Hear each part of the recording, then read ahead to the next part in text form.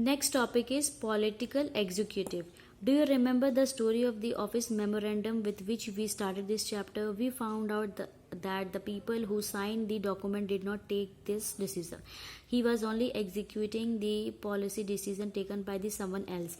We noted that the role of the prime minister is not in taking the decision, but we also know that he could not have taken the decision if he had not if he did not have support from the Lok Sabha. So we have already discussed that the prime minister cannot individually make uh, any law, so he needs support from the Lok Sabha itself.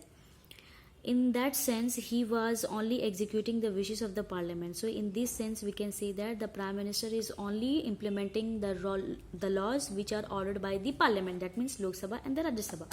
Thus, at different levels of any government, we find functionaries who take day-to-day decisions but do not exercise supreme power on the behalf of the people.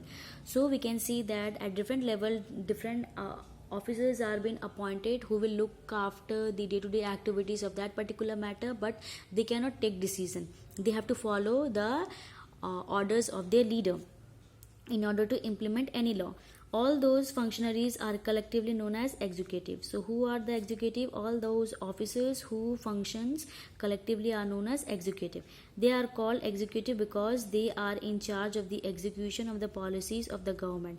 They are called executive. Why? Because they are in the charge to implement the rules and regulation which are ordered by the parliament.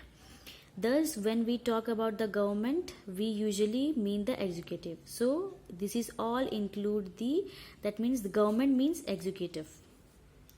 Next is political and permanent executive.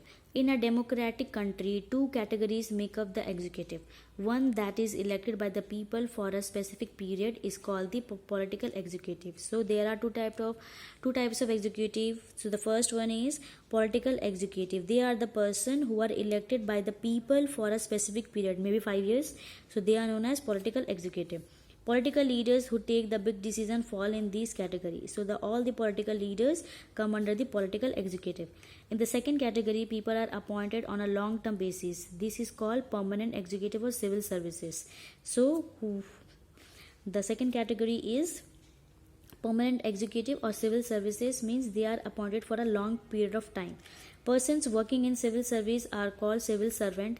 They remain in office even when the ruling party changes. So they will remain in their office even the ruling party, that means the political executive, will be changed.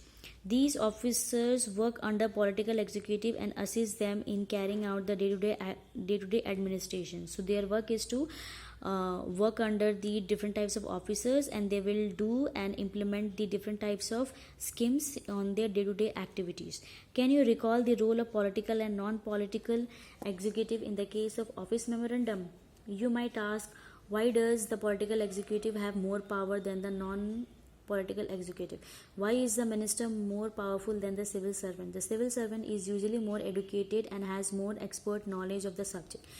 So there is a problem why the political leaders, they have political executive, they have more power as compared to non-political executive, because, or why the political executive are more powerful as compared to the civil servant? Because the civil servant are the people who are more educated and they have more knowledge on that subject.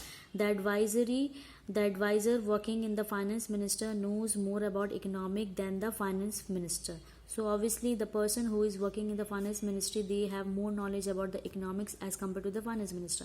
Sometimes the ministers may know very little about the technical matters that come under their ministry. So these are the political leaders, they are not much educated and they don't know any knowledge, but still with the help of the supporters they come to the power. So this is the main reason why they execute the civil servants are more educated as compared to the political leaders. This could be easily happen in ministries like defense, industry, health, science and technology, mining, etc. Why should the minister have the final say on this matter? The reason is very simple. In a democracy, the will of the people is supreme.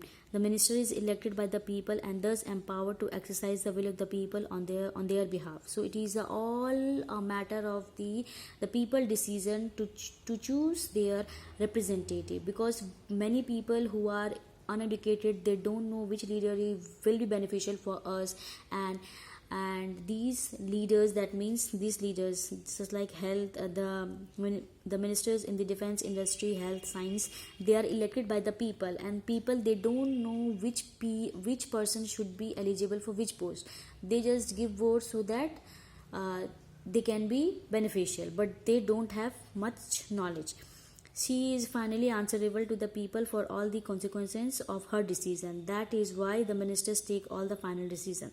The minister decide the overall framework and objective in which decisions on policy should be made. So it is a responsibility of the minister to look after the different types of policy, and if that policy does not work, he or she will be answerable to the people, because people itself choose their representative in our democracy.